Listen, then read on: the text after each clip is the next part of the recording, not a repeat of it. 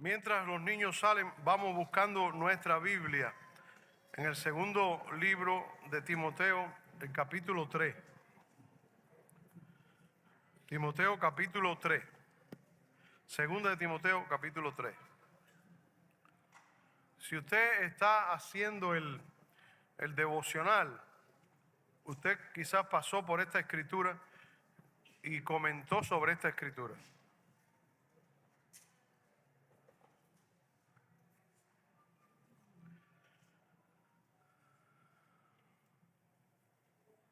Y la escritura esta que tenemos delante, que tiene que ver con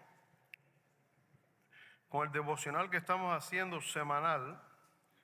Si usted tiene su Biblia, yo le voy a pedir que se ponga de pie para leer este pasaje de la Biblia.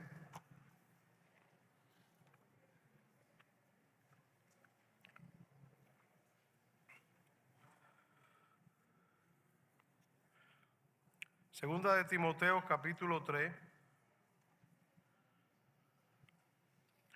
que comienza con toda la escritura.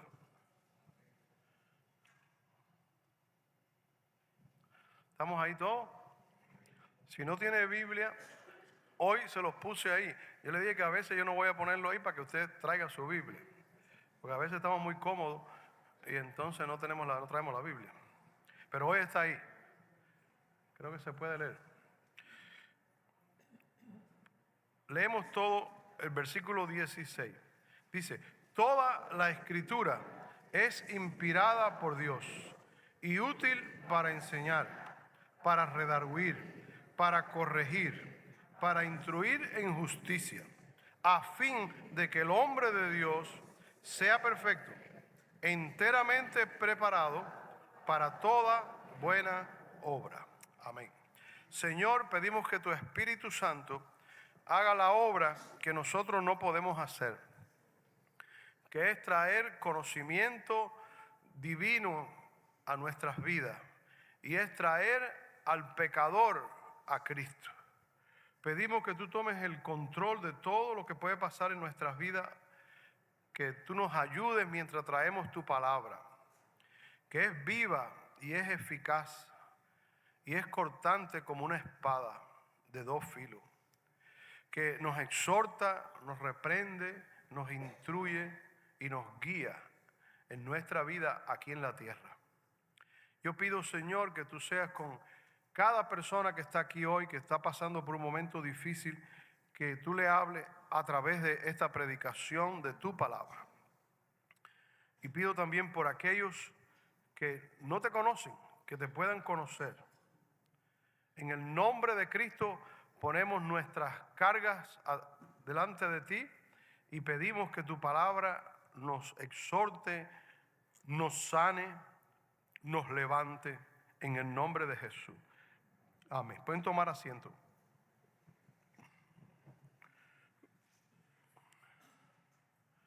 Cuando Dios habla, la vida cambia. Cuando Dios nos habla, la vida cambia. Y eso es una realidad para muchos hijos de Dios que han pasado por momentos difíciles en su vida. Usted está pasando un momento difícil, cualquiera que sea, una enfermedad, la enfermedad de un familiar, una situación difícil en su trabajo, de salud. Óigame, y usted va a la Biblia y usted busca un pasaje, cualquiera que sea, y Dios le habla en esa circunstancia de su vida. Escuche bien esto: los problemas siguen iguales, la situación es la misma, pero usted es diferente. Usted está capacitado para enfrentar el problema. Y eso es lo que estamos diciendo. Cuando Dios habla, la vida cambia. Cuando Dios le habla a usted en su necesidad, puede ser lo más terrible que haya en el mundo. Cuando el Señor le habla a usted, le anima, le levanta, le ayuda a ver la vida diferente. Por eso es importante el contacto nuestro con el Señor. Este pasaje que tenemos delante aquí, quisiera que lo ubiquemos en el contexto de él. Y también quisiera que usted estuviera atento porque vamos a decir algo que algunos de ustedes quizás se pueden preguntar. Este pasaje, en este contexto histórico que tenemos delante, tiene que ver con el apóstol Pablo escribiendo de una prisión romana. Ahora, piense por un momento qué experiencia esa, escribir a un pastor que era Timoteo y a una iglesia que estaba pastoreando él. Pero escribirle a esas personas que posiblemente no tienen el problema que tiene él. El problema de él es que está en una cárcel. Ahora, si usted mira bien, ahí mismo en esa carta, Pablo está hablando de que él se va. Miren el capítulo 4, que ahí mismo lo tenemos en la pantalla, versículo 4, versos 6 y verso 8. Dice, porque ya yo estoy para ser sacrificado. Sí, estoy listo para morir. Y el tiempo de mi partida está cercano. He peleado la buena batalla. He acabado la carrera. He guardado la fe. Por lo demás, me está guardada la corona de justicia, la cual me dará el Señor, juez justo, en aquel día. Y no solo a mí, sino también a todos los que aman su venida. ¿Usted le suena eso como que Pablo piensa que se va a morir? ¿Verdad? A mí me suena así. Me suena como que él ya está mirando cuándo se va a ir y que está cerca la venida. Ya yo estoy para ser sacrificado. El tiempo de mi partida está cercano. Ahora, en ese contexto es muy importante entender estas palabras que tenemos delante. ¿Por qué? Porque este versículo que tenemos delante, que acabamos de leer, toda la escritura es inspirada por Dios. Nos está diciendo la importancia que nosotros le debemos a la Biblia, a la escritura, el valor que debe tener. Cuando una persona está próximo a la muerte, le va a decir a usted las cosas en blanco y en negro. No va a estar con rodeo. Le va a decir, mira, esto no conviene. No te metas en esto. Lo otro conviene, préstale atención a eso. Porque él ha vivido años y tiene experiencia. Entonces es muy importante oír, que por cierto, posiblemente la carta de 2 de Timoteo es lo último que tenemos de Pablo, que escribió. Entonces nos interesa lo que un apóstol, en este caso Pablo, dijo antes de morir, que podemos casi estar seguros que la 2 de Timoteo es eso. Entonces, Pablo está muy interesado en que entendamos que la Biblia, que toda la palabra de Dios, dice aquí el versículo 16, toda la escritura es inspirada por Dios. Porque usted va a enfrentar momentos en su vida que si usted no tiene ese concepto de la Biblia, usted va a tener problemas. Ahora, ¿por qué decimos que es toda la Biblia? Vamos a mirar aquí ahora. Pablo, porque por ejemplo, cuando Pablo escribe aquí en el versículo 16, toda la escritura, uno puede decir, bueno, se está refiriendo a la escritura del Antiguo Testamento, porque no todo el Nuevo Testamento posiblemente estaba completo. Eso es una teoría también. Y una de las expresiones de la escritura se refiere casi siempre al Antiguo Testamento. Pero ¿qué pasa? Que tenemos otros pasajes de la Biblia donde el mismo Pablo cita el Nuevo Testamento. Y esto es una cosa bien curiosa. En Pablo, si usted tiene el boletín, yo le exhorto a que lea esto. Dice, Pablo reconoce la escritura como palabra de Dios. Aquí Pablo se une a una cita del Antiguo Testamento y dos afirmaciones. Es decir, por ejemplo, Mateo capítulo 10, verso 10 y Lucas 10, verso 7. Entonces vamos a mirar aquí dos o tres cosas. Pablo cita la escritura de Deuteronomio 25:4 en otro pasaje, donde dice que el hombre, el obrero, es digno de su salario. Ahora, ¿qué pasa? ¿De dónde viene esa escritura? Vamos a buscar ese pasaje para que ustedes vean qué interesante está eso. Mateo 10 y Lucas 10 es casi el mismo pasaje. Voy a quedarme con el de Mateo.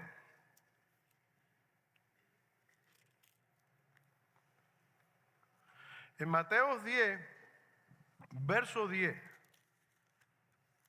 dice, ahora este pasaje lo escribió Mateo, el Evangelio de Mateo.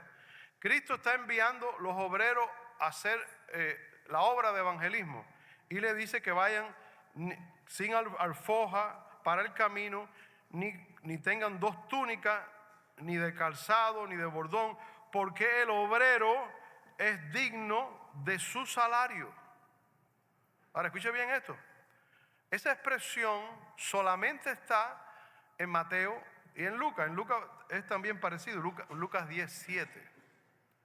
Pero si usted va a 1 Corintios 9:14, Pablo cita los evangelios. Vaya un momentico a 1 Corintios 9:14. Yo quisiera que hiciéramos este ejercicio expositivo para cuando leamos este versículo nosotros entendamos que estamos delante de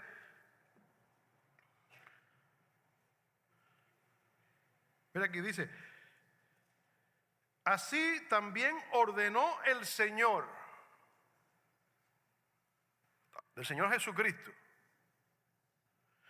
a los que anuncian el evangelio. ¿Qué cosa? Que vivan del evangelio. Vuelve a Mateo 10, porque el obrero es digno de su salario, o es digno de su alimento. En Lucas dice de su salario y aquí dice de su alimento. ¿De dónde Pablo sacó esa frase? No está en Deuteronomio. Deuteronomio dice una parte, que no le pongas bozal al buey que trilla. Eso está en Deuteronomio. Pero ahora Pablo está aquí en Corintio tomando una expresión de los evangelios. Lo que quiere decir es que en el tiempo de Pablo los evangelios ya existían. Lo que quiere decir es que los evangelios y las escrituras que habían surgido eran consideradas como la palabra de Dios. Porque como él va a conectar los evangelios con el libro de Deuteronomio y decir que el Señor dice, como dice el Señor. Es decir, Pablo le da crédito a los evangelios como la palabra de Dios. Eso es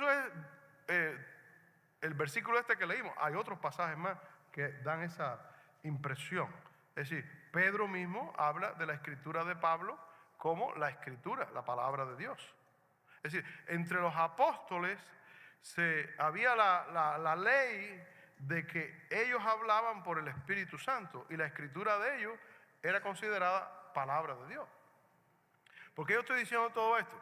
Porque yo he oído personas decir que cuando Pablo se refiere ahí, toda la escritura es inspirada por Dios, o no, eso se refiere al Antiguo Testamento. No, señor. Pablo reconocía los evangelios como la palabra de Dios, como dijo el Señor. El Señor dijo, ¿dónde lo dijo? En los evangelios, porque no hay otra parte que diga eso. Entonces, cuando usted tenga la Biblia en su mano, escuche bien esto, usted puede decir, toda la escritura es inspirada por Dios. Antiguo y Nuevo Testamento. Antiguo Testamento, los profetas hablaron y se escribió allí. Nuevo Testamento, los apóstoles hablaron y se escribió allí.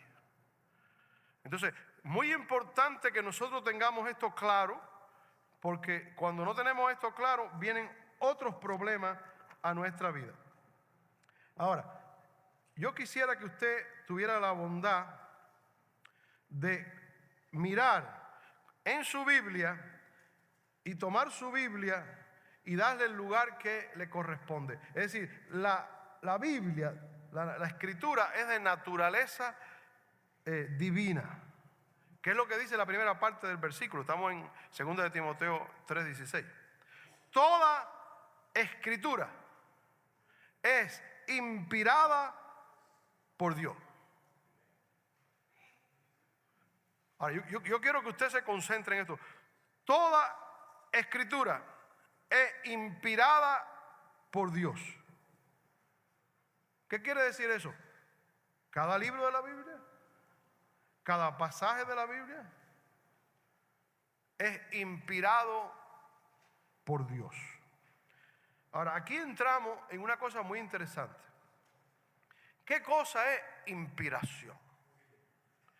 Entonces, la inspiración, cuando Pablo se refiere ahí a inspiración, no quiere decir que la Biblia es un libro muy interesante hecho por hombres que estaban inspiradamente hablando. Cuando hablaban, se escribió ahí. Por ejemplo, hay gente que dice, bueno, hay muchos libros famosos con una gran inspiración. No, eso no es a lo que se refiere ahí. Hecho por personas sabios. Eso es verdad, hay muchos libros buenos. Pero aquí la palabra que usa Pablo, la palabra inspirada, escucha esto bien, originalmente, literalmente, significa, la palabra inspirada, que no, ni quiero pronunciarla en griego, porque nadie se va a acordar aquí, pero está escrita ahí abajo. Theonestus. Theo es Dios, nestus es aliento. Ahora escuche bien esto.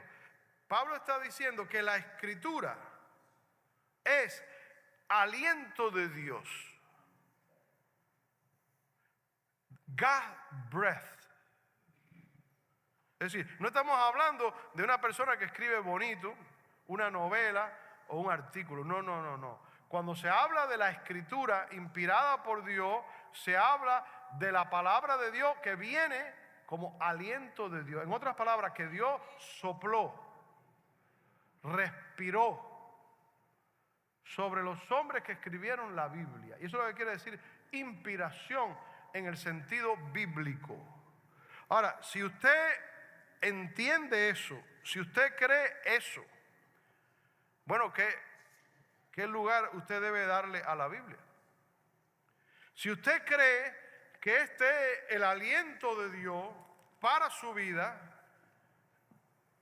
que esta palabra contiene la inspiración de Dios, ¿qué vamos a hacer con esta palabra?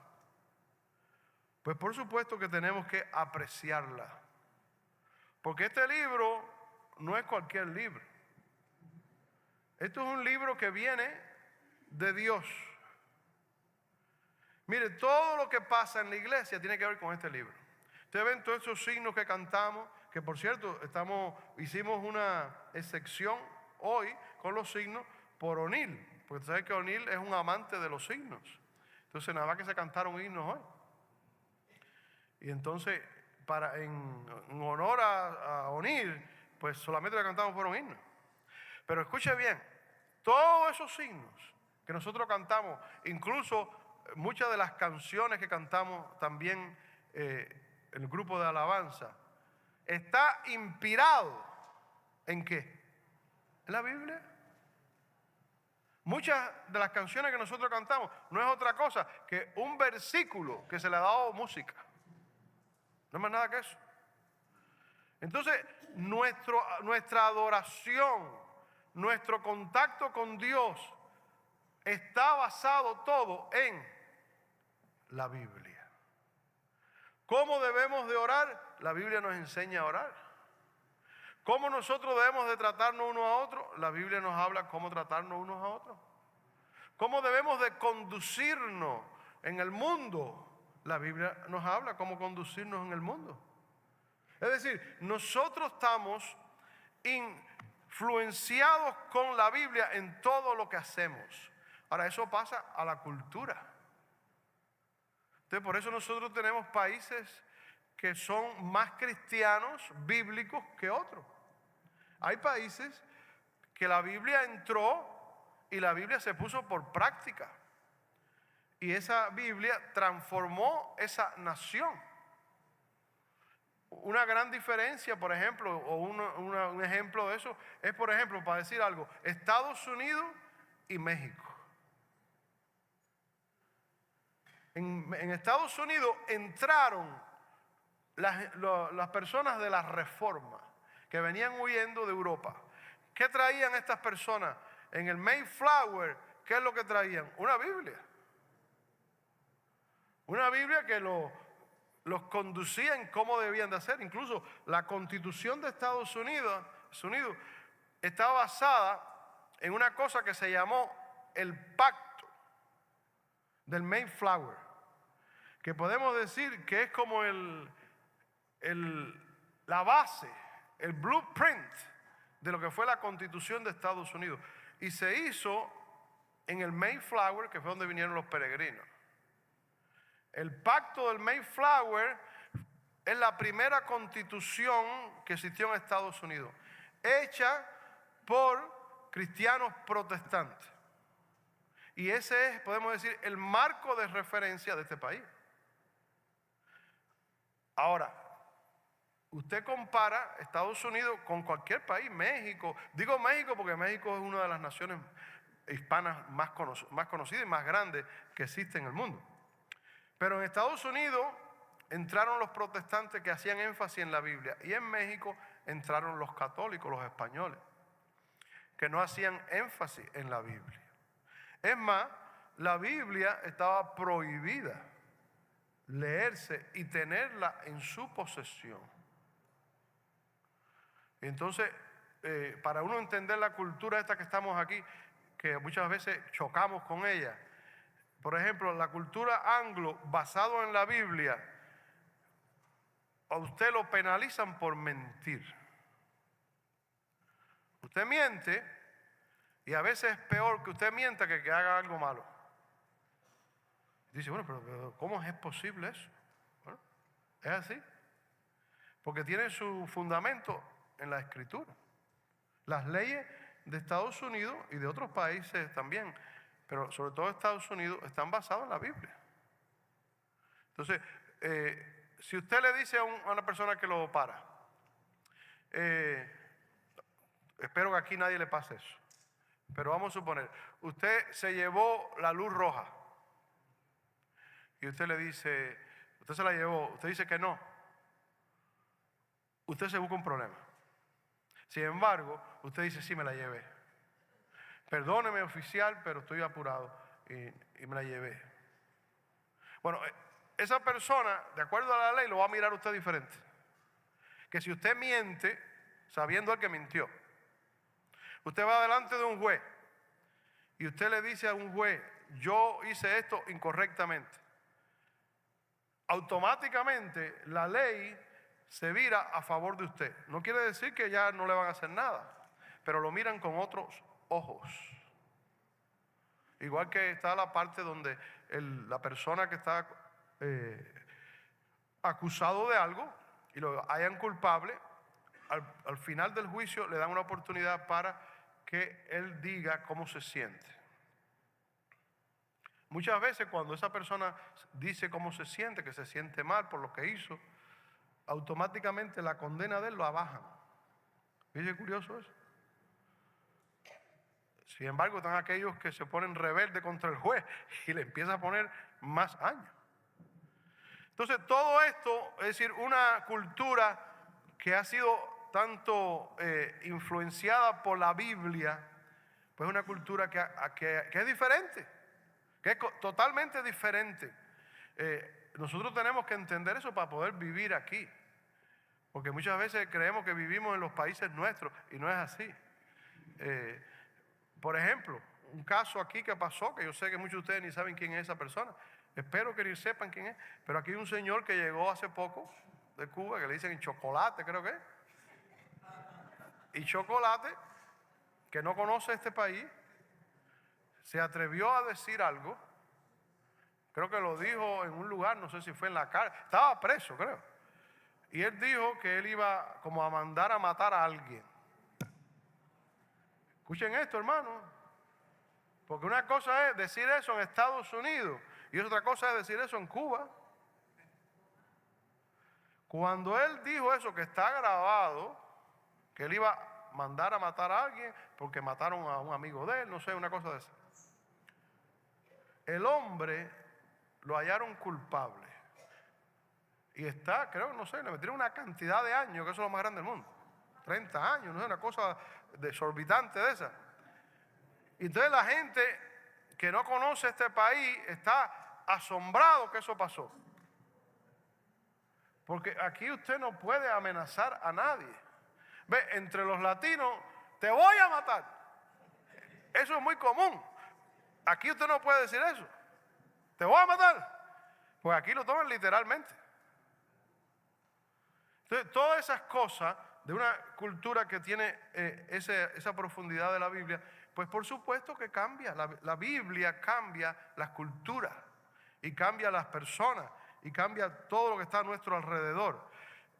Cuando la Biblia entró, y esto es una cosa que nosotros la vemos todos los días y nos choca. Un día me estaba diciendo un americano, me dice, que vivió en México, me dijo, mira, cuando yo estoy en una parada de bus de esa, del bus de la guagua, yo soy americano, pero yo vivo en México. Cuando yo llego a la parada y el bus ya se fue, me dijo él, yo digo, llegué tarde, dice el americano. Pero viene otro, igual que yo, y dice, se me fue el bus. Y le digo, ¿cómo que se te fue? Y dice, sí, se me fue el bus, la culpa es del bus. No, la culpa no es del bus, la culpa es tuya, que llegaste tarde. Y yo me doy cuenta que es verdad, nosotros vivimos así. Se nos fue el bus, se te fue o fue que llegaste tarde para coger el bus. Entonces, tenemos que darnos cuenta que nosotros hemos venido de una cultura diferente, que es completamente diferente. Y cuando usted entiende eso y usted se da cuenta que la razón es porque la base de aquí es la Biblia. Y esas leyes fueron hechas basadas en la Biblia. Bueno, la inspiración de la Biblia como un aliento de Dios nos lleva a nosotros a tener una opinión de reverencia delante de la Biblia. Si la Biblia me dice a mí, no haga esto, no se lo está diciendo la Biblia, se lo está diciendo Dios. Y esa es la conexión que nosotros tenemos que hacer. Que no es papá que me lo está diciendo, y no es el pastor que me lo está diciendo, es Dios que me está diciendo, no haga esto. Como también me dice, haz esto. No es la Biblia, ni el apóstol, ni Pablo, ni Pedro, no, es Dios que habló a través de esa persona, por la inspiración del Espíritu Santo. Es decir, cuando nosotros llegamos al punto de que creemos que la Biblia es la inspiración, entonces respetamos la Biblia y nos damos cuenta que estamos delante de la palabra de Dios. En estos días hemos estado hablando sobre la gratitud. Es decir, la semana pasada hablamos de gratitud, fue creo la semana pasada. Nosotros, la Biblia no nos dice que demos gracias cuando lo sintamos, sino que dice que demos gracias en todo. Es decir, no es una opción, es un mandamiento. Y la semana pasada explicamos cómo es importante que nosotros demos gracias. Y dice en todo, no por todo, sino en todas las circunstancias que podamos vivir, podemos dar gracias. Y una vez que usted da gracias, usted se conecta con Dios. Entonces, la palabra de Dios en este caso es imperativa. No, o sea, tiene que dar gracias. Entonces, ¿por qué? Porque el Señor nos los dice. Y Dios sabe más sobre la vida suya que usted mismo. Yo sé que hay momentos, cosas difíciles en la vida, que nos es difícil encontrar razones para dar gracias. Pero usted va a encontrar formas para dar gracias. Y hablamos un poquito de eso la semana pasada. Entonces, honramos, admiramos, veneramos la Biblia, porque la Biblia es inspiración de Dios, es la palabra de Dios que nos está hablando a nosotros. Ahora, en este mismo pasaje nos dice la utilidad. ¿Qué pasa cuando nosotros creemos que la Biblia es la palabra de Dios? Dice que toda escritura es útil. Primero dice que es inspirada y después dice, el versículo 16, útil. Es decir, la Biblia tiene su utilidad. Y ahora aquí nos habla de esa utilidad. Si Pablo no solamente dice que es de origen divino, sino útil para nosotros poder vivir. Y menciona 4 áreas que las tenemos ahí delante de nosotros. La primera área dice que la Biblia es útil para enseñar, nos enseña. Eso quiere decir que todos nosotros tenemos que aprender de la Biblia. Si no llega un momento en la vida suya donde usted terminó de aprender. Hay gente, que yo la he visto en la iglesia, que dicen, no, ya yo me leí la Biblia. Ya yo no tengo que leer la Biblia. No me diga. O, yo, ¿para qué yo voy a la iglesia si yo me sé todo lo que va a decir el pastor? Mire, eso no es verdad, porque ni yo me acuerdo lo que prediqué la semana pasada. Si yo no me acuerdo bien, ¿cómo usted se va a acordar? Me acuerdo de algunas cosas, pero no todo. Y el mes pasado, menos todavía. Entonces, nosotros tendemos a olvidar lo que hemos oído de la palabra. Por eso nosotros tenemos que ser enseñados constantemente. Entonces dice la misma Biblia, aquí dice que la Biblia es útil para enseñar. Ahora después dice para redarguir o reprender. La Biblia nos reprende. La Biblia es como un espejo que usted se pone delante y le dice todo lo feo que está y todas las arrugas que tiene y todas las canas que tiene. La Biblia es así. Usted lee la Biblia y usted dice, wow, mira para eso, fallé aquí, fallé allá. Sí, el Espíritu Santo usa la Biblia para redarguirnos, que nosotros sintamos que el Señor está hablándonos sobre un área que hay que cambiar. Y después dice también que la Biblia nos corrige. Corrección. Dice que es buena para corrección, redarguir, corregir. Es decir, la palabra de Dios, inspirada por el Espíritu Santo, nos corrige. Pues qué bueno cuando Dios nos corrige. Si usted se siente que Dios le corrige. Por eso a mí tengo problemas con la gente que solamente predica de que usted va a prosperar y usted se va a sanar tengo problemas con eso. Porque uno de los trabajos de la Biblia es redarguir y corregir. Porque es parecido a las personas que tienen una cortada. Cuando usted tiene una cortada, si a usted le ponen una venda y le dejan la cortada así, se infesta. Entonces esa cortada que usted se dio, esa herida, tiene que ser curada. Y las curas no son muy fáciles que digamos. A veces hay que echarle alcohol allí y desinfectante allí para que usted se mate las bacterias. Y eso duele. Pero si no se hace, se le pudre la carne, literalmente. Y el alma nuestra es igual. Dios tiene que chocar con nosotros. Y tiene que decirnos, eso no es así. Dios tiene que corregirnos. Bueno, yo recuerdo que la primera corrección que yo tuve de la Biblia fue, yo empecé a leer la Biblia con 17 años. Y usted sabe que a los 17 años la mayoría de los muchachos están un poco salvajes. Yo no venía de una familia cristiana ni nada de eso. Así que yo estaba doblemente salvaje. Y entonces, ustedes saben, viene la cuestión, el choque con los padres. En eso de los adolescentes y los teenagers, hay un choque ahí con los padres.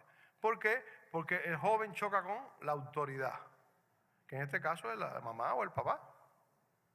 Entonces yo recuerdo que yo empecé a leer la Biblia, y empecé a leer el Nuevo Testamento, y yo empecé a sentirme culpable de la manera que yo le respondía a mi mamá.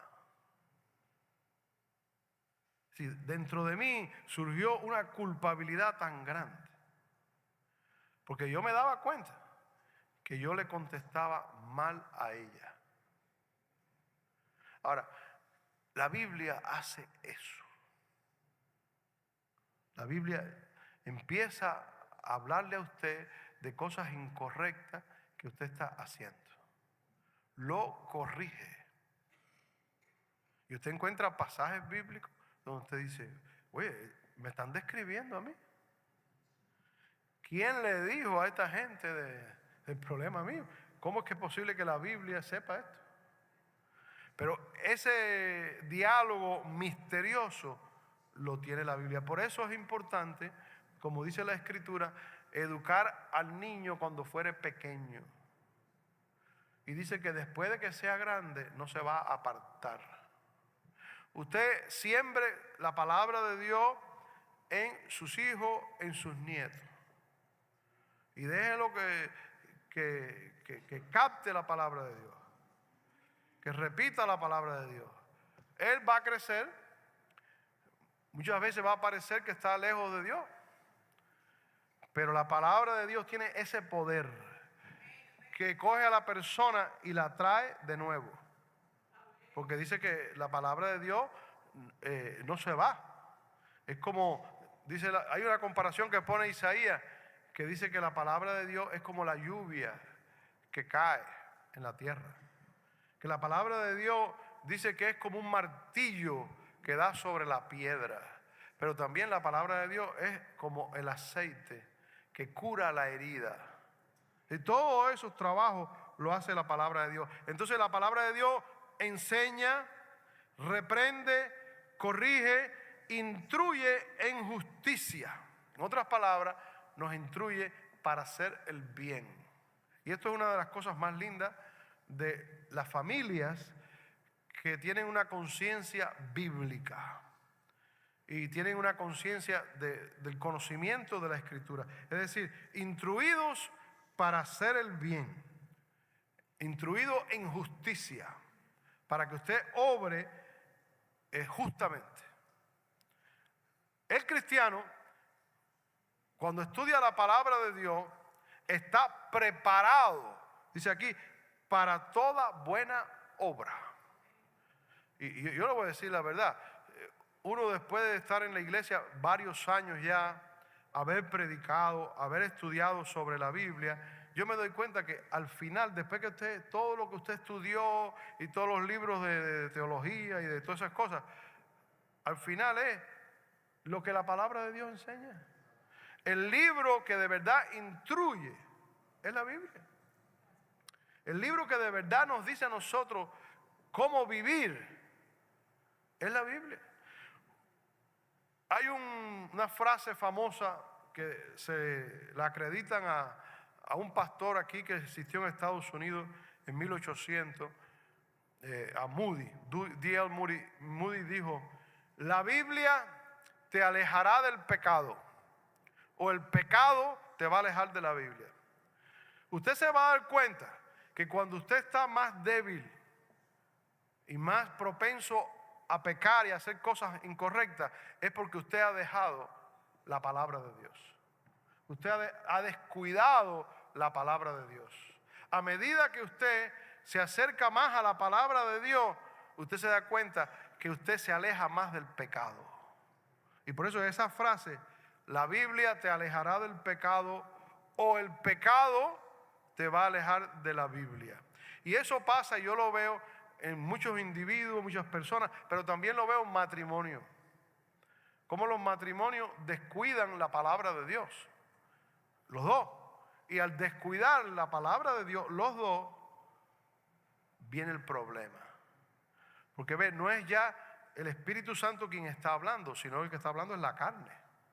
La carne suya no es fácil. La carne suya quiere salirse con lo que ella quiere. La carne suya quiere dominar, controlar y hacer las cosas a su manera, sin importar el dolor que puede causar. Por eso tenemos que tener mucho cuidado nosotros con alejarnos de la palabra de Dios. Y en la vida espiritual nuestra es igual. A medida que yo me alejo de la Biblia, espiritualmente yo me enfrío. Usted deja su Biblia, usted deja de estudiar la Biblia, usted deja de leer la Biblia y usted se enfría. Un cristiano fácil para caer, una vez que deja la Biblia, que deja el estudio de la Biblia. Ahora, el propósito de la Escritura dice que es para que el hombre o la mujer de Dios sea perfecto. Y dice, wow, entonces si yo leo la Biblia, me hago perfecto. Bueno, ahí viene la cuestión de la exégesis, de lo que quiere decir las palabras. Para que el hombre o la mujer de Dios sean perfectos. Bueno, vamos a mirar esa palabra. La palabra aquí perfecto, otra vez hay algunos sinónimos ahí, significa para que sea un hombre o una mujer maduro. Es la idea aquí. Artios, que también se puede traducir perfecto o competente. Un creyente maduro. Entonces la Biblia hace que el hombre de Dios sea maduro, que la mujer de Dios sea maduro, que sea una persona competente. ¿Y qué más hace la Biblia? Y después dice, nos equipa. Fíjense, si usted sigue leyendo ahí, dice, verso 17, a fin de que el hombre de Dios sea perfecto, enteramente preparado para toda buena obra. Entonces la Biblia lo prepara a usted. Escuche esto bien. Mucha gente aquí que tienen dudas dice, bueno, yo me voy a casar, yo no sé cómo ser un padre. Yo le voy a decir la verdad, cuando yo me casé y tuve las hijas mías, yo me sentí igual. Pero es que la Biblia le prepara a usted hasta para ser padre. Le instruye y le dice cómo ser un padre o cómo ser una madre. Si la Biblia se mete en todos los huecos, los rincones de la vida de nosotros. Me instruye para cómo yo tengo que vivir. ¿Cómo yo puedo ser papá? Hay que leer la Biblia. La Biblia dice cómo ser papá. Cómo instruir al niño. Cómo poder criar a un hijo. Y la palabra equipado, o nos equipa, es para lo que la persona necesita para vivir. Por eso yo le voy a decir, muchas personas pueden tener el miedo, bueno, ¿qué pasa si yo me muero? Y mis hijos, escúcheme mi hermano, mi hermana, usted siembre la palabra de Dios en sus hijos. Que de verdad la palabra de Dios se meta dentro de ellos. Y cuando ellos la palabra de Dios se metan dentro de ellos, usted puede desaparecerse del mapa. ¿Sabe por qué? Porque esa palabra les guía en cómo vivir. ¿Qué hacer? ¿Qué no hacer? Entonces, usted tiene la bendición que no tienen otros. Que una vez que usted instruye a la persona, que la persona es una persona que llega a la madurez, la persona está lista para enfrentar lo que venga. Incluso va a la escuela y tiene un profesor ateo, tiene un profesor diciendo cosas ahí Y esta persona que tiene la palabra de Dios dentro, automáticamente dentro de él sabe que esa persona está equivocada. Y por eso muchos de los cristianos a veces son confrontados en las aulas con respecto a este mismo problema de la ideología de género y todas esas cosas, que el cristiano está claro en eso. El cristiano sabe que Dios hizo al hombre hombre y a la mujer mujer. Y toda esa confusión que quieren meterle a los muchachos en la cabeza está equivocado. Entonces el cristiano sabe por su conciencia y lo que enseña la Biblia que esa enseñanza está equivocada y automáticamente su conciencia la rechaza. Entonces eso es muy importante. Es decir, el futuro de sus hijos no está tanto, y escuche esto bien, en que usted le dé una buena educación. Y está bien, la educación es muy importante. Pero miren, yo puedo darle una educación a mi hijo y puede ser un tremendo médico, pero puede ser un médico mentiroso. O puede ser un maestro, o puede ser un abogado, pero puede ser un abogado y un maestro adúltero. Entonces, usted puede dar una buena educación, que si usted no enseña la palabra de Dios, no le garantiza que la persona va a ser un buen cristiano y un buen ciudadano. Es decir, usted puede llenar la cabeza suya de conocimiento, como por ejemplo los filósofos de Grecia, que tenían mucho conocimiento. Dice que Alejandro el Grande le gustaba oír a los filósofos. Pero el papá de Alejandro el Grande, Filipo, de Macedonia, era homosexual. Y estaban rodeados de Aristóteles y de todos incluso Aristóteles creo que fue hasta el maestro de Alejandro el Grande. Y tenían la cabeza llena de conocimiento, pero no había concepto moral. Es decir, usted puede llenar de conocimiento un ser humano, que eso no quiere decir que está listo para enfrentar la vida. ¿Qué ha pasado aquí en el occidente con respecto al aborto? Bueno, eso. ¿Por qué es que el aborto, que por cierto hubo una marcha el sábado, creo que fue ayer, en contra del aborto aquí, que todos los años lo hacen ahí en Washington? Y el aborto aquí, aunque se ha cambiado un poco y ya no es una cosa federal y es una cosa estatal, el aborto todavía existe en Estados Unidos. Pero ¿cómo es posible que una sociedad ha llegado al punto de hacer legal la muerte de un niño? ¿Por qué? Por la falta de conocimiento de la Escritura y el alejamiento de Dios. Las sociedades que se alejan de Dios comienzan a maltratar a los ciudadanos. La vida humana pierde el valor. Una sociedad que se aparta de la Biblia y se aparta de Dios, la vida humana corre peligro. Y viene la eutanasia, y viene el aborto, y viene esto, y viene lo demás, y vienen muchas cosas horribles que son el fruto de una sociedad sin Dios. Miren, nosotros estamos haciendo un U-turn en la sociedad occidental hacia lo que era Roma antes del cristianismo. En este momento, en lo que es el mundo occidental, que se sobreentiende que es Europa, y aquí Estados Unidos y el mundo de aquí de las Américas. El mundo occidental ha hecho un turn, una vuelta. Y estamos volviendo a como vivían los romanos y los griegos antes de Cristo. Por ejemplo, el aborto. Óigame, si usted lee la cuestión de la historia de Roma, en Roma un papá o una mamá podían rechazar al baby que nacía porque era hembra, era una niña. Y eso ocurrió por siglos. Rechazaban, no, yo no quiero una niña, yo quiero un varón. Bueno, esa niña iban a un bosque y la tiraban allí como si fuera un perro. y en muchas ocasiones se la comían los animales salvajes.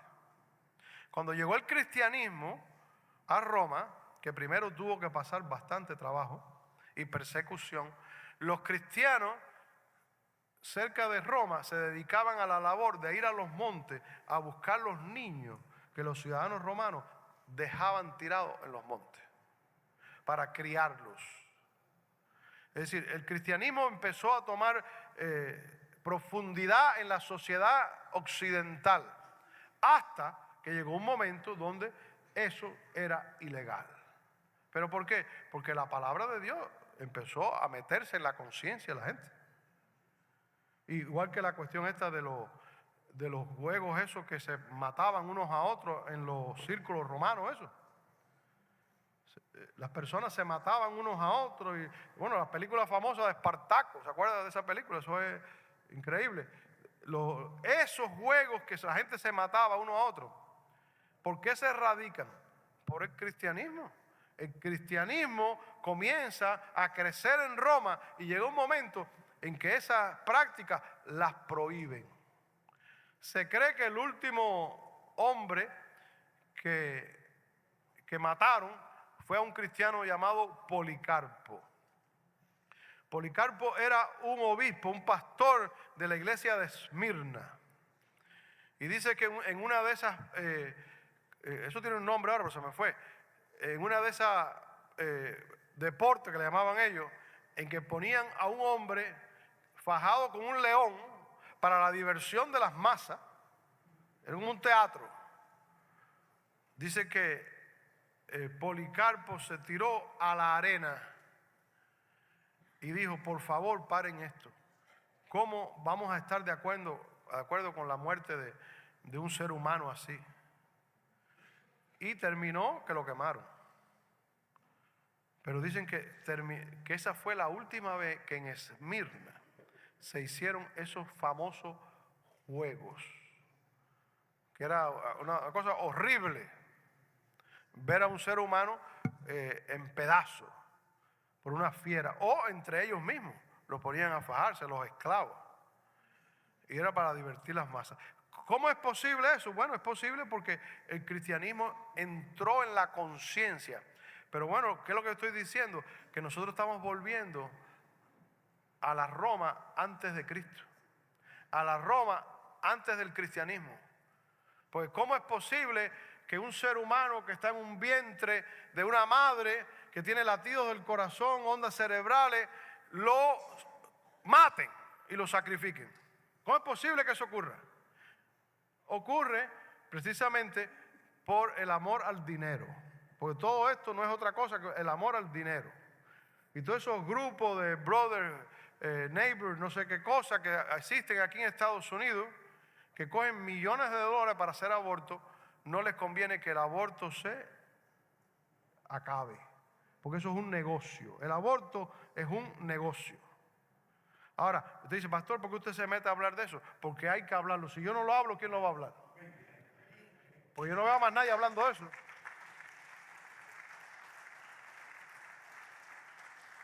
Es decir, la palabra de Dios nos instruye. La palabra de Dios nos hace sentir qué es lo que está bien y qué es lo que está mal. Eso lo hace la palabra de Dios. Usted sin la palabra de Dios se convierte como una especie de bestia. Por eso yo necesito leer la palabra de Dios. Porque de esa manera maduro. Por esa manera soy una persona competente. Ahora, ¿qué importancia tiene la Biblia para nosotros? Bueno, la Biblia es la voz de Dios. Mire, a través de la Biblia conocemos de Cristo, porque como nosotros hubiéramos sabido de Cristo, piense por un momento esto. Ve, la historia, hay unos cuantos historiadores que hablan de Cristo, pero muy breve. Por ejemplo, Josefo, que fue un historiador judío, pero fue un historiador que trabajaba para Roma, menciona a Cristo. Pero un párrafo en una enciclopedia histórica que escribió.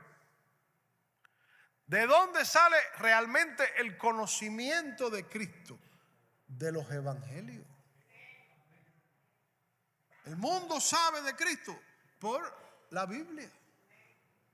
Si no hay Biblia, no hay conocimiento de Cristo. Ahora escuche bien lo que estamos diciendo. Y si no hay conocimiento de Cristo, ¿cómo sabemos de la salvación? ¿Cómo sabemos que la persona necesita a Cristo para ser salvo? Sí, todo parte del conocimiento de la Escritura. La Escritura me instruye a mí sobre quién es Cristo. Y esto es algo que posiblemente solamente con eso ya es suficiente para tener la Escritura como algo que tiene mucho valor. Porque a través de esta Escritura yo puedo conocer a Jesucristo. Y yo le digo a todo el mundo que está aquí hoy, si usted todavía no le ha dado su vida a Cristo, désela. Dígale a Cristo que venga a su vida. Cristo vino a buscar y a salvar a los perdidos. Dice el apóstol San Pablo, de los cuales yo soy el primero.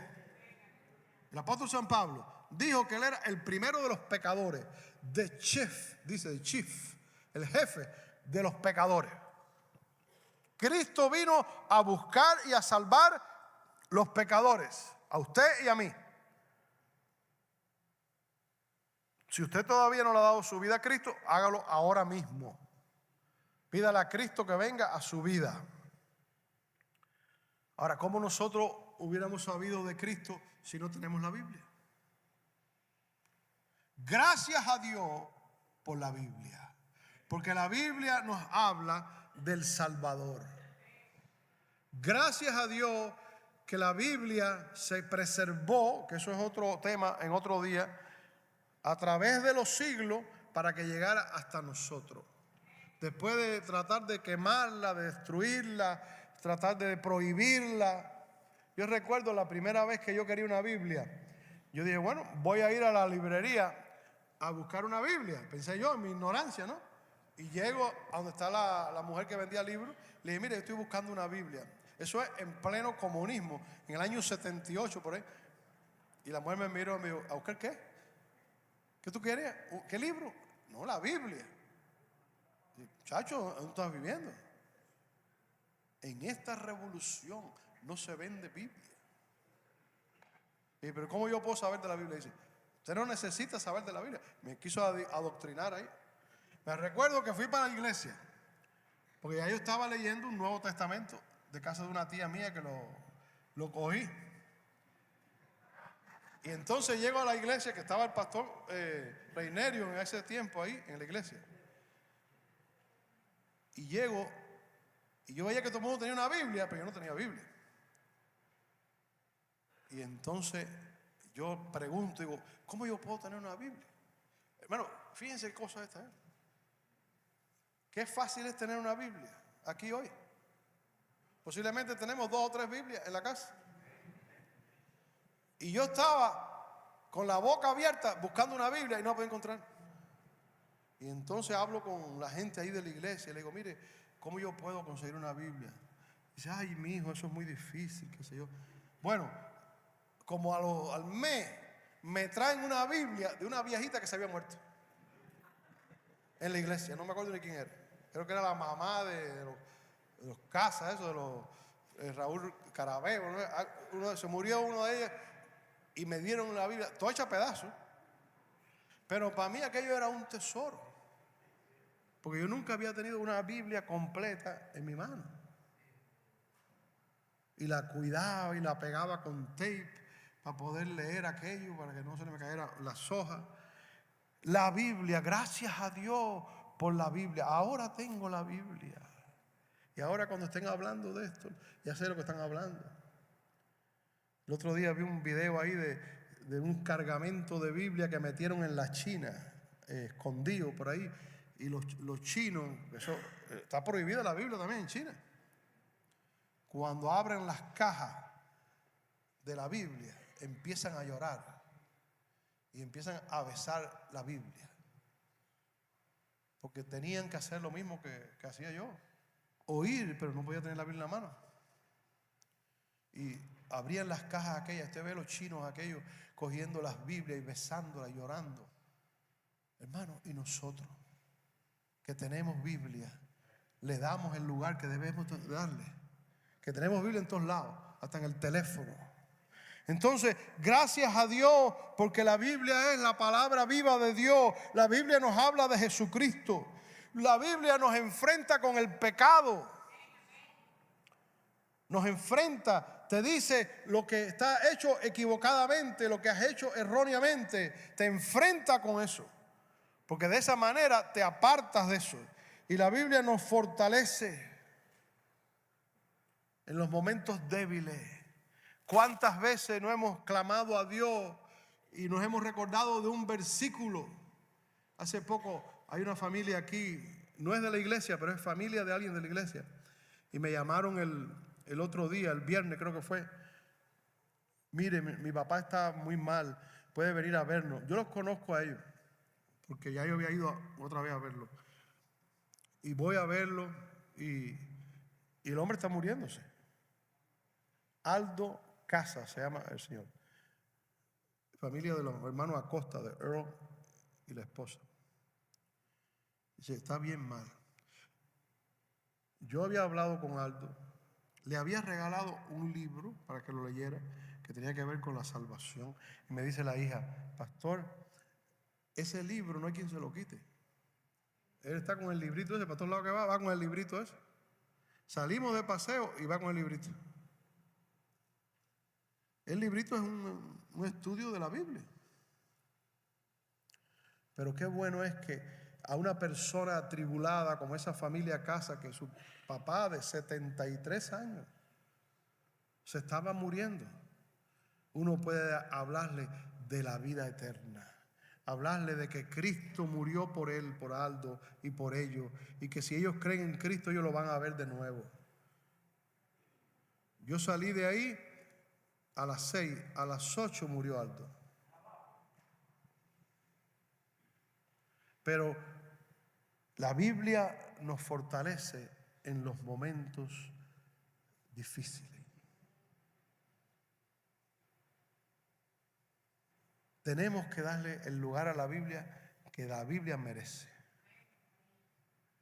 Tenemos que poner la Biblia en nuestra vida donde debe de estar. Preocúpese sobre su contacto con la Biblia. Haga un plan para leer la Biblia. Comience a leer la Biblia en este año que está comenzando. Comience, si quiere en Génesis, comience en Génesis, no hay problema. Comience en el Nuevo Testamento. Pero comience a leer la Biblia todos los días un poco. Y usted se va a dar cuenta, al cabo de un año, cómo usted ha avanzado y cómo usted ha crecido. Yo le voy a pedir que cierre sus ojos ahí donde está. Ojos cerrados, por favor.